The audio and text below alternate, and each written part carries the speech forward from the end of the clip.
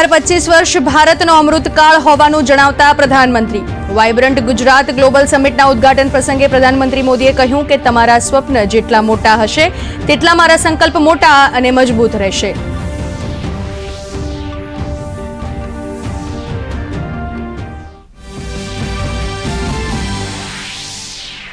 Vibrant સમિટમાં ઉદ્યોગકારોએ રોકાણની દર્શાવી પ્રતિબદ્ધતા। રિલાયન્સે ઓલિમ્પિક માટે એજ્યુકેશન, સ્પોર્ટ્સ અને સ્કિલ ઇન્ફ્રાસ્ટ્રક્ચર પૂરું પાડવાની કરી જાહેરાત। તો ગૌતમ અદાણી 5 વર્ષમાં ગુજરાતમાં ₹2 લાખ કરોડનું કરશે રોકાણ। તો આર્સેલર મિત્તલ રિન્યુએબલ એનર્જી અને ગ્રીન હાઇડ્રોજનમાં કરશે રોકાણ।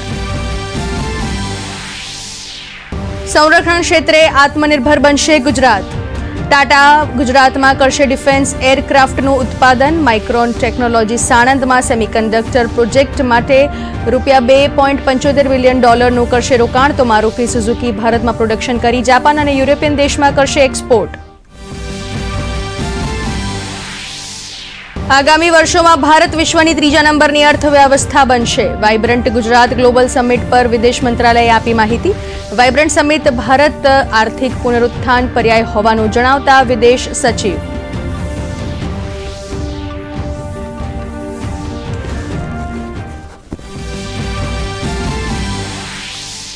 કેન્દ્રીય નાણામંત્રી અને રાજ્યના મુખ્યમંત્રીના હસ્તે વિકસિત ગુજરાત એટ 2047ના વિઝન ડોક્યુમેન્ટનું વિમોચન। નાણામંત્રી નિર્મલા સીતારમણે કહ્યું, પ્રધાનમંત્રીએ કેન્દ્રમાં શાસન ધુરા સંભાળી ત્યારથી રાજ્યો અને કેન્દ્ર વચ્ચે યુનિયન ટુ સ્ટેટનો મજબૂત સંબંધ રહ્યો છે।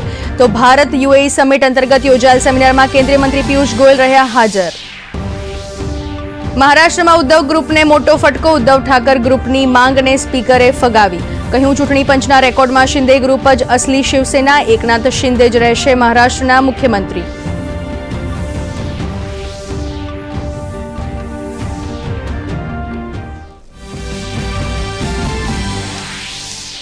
અયોધ્યામાં ભાજપના નેતાઓની બેઠક। પ્રાણ પ્રતિષ્ઠા સમારોહ સહિત તમામ કાર્યક્રમોને આખરી ઓપ આપવા અંગે કરાઈ ચર્ચા।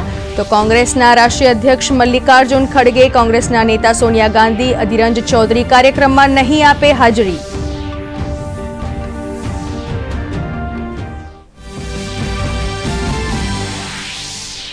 મણિપુર સરકારે કોંગ્રેસની ભારત જોડો ન્યાય યાત્રાને ન આપી મંજૂરી। કાયદો અને વ્યવસ્થાની સ્થિતિને ધ્યાનમાં રાખીને યાત્રાને મંજૂરી આપવા કર્યો ઇનકાર।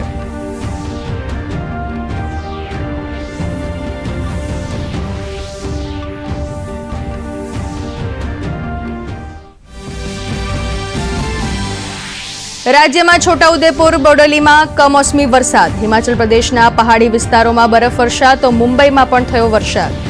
ઉત્તર ભારતમાં આગામી 3 દિવસ ગાઢ ધુમ્મસ રહેવાની સંભાવના વ્યક્ત કરતું હવામાન વિભાગ।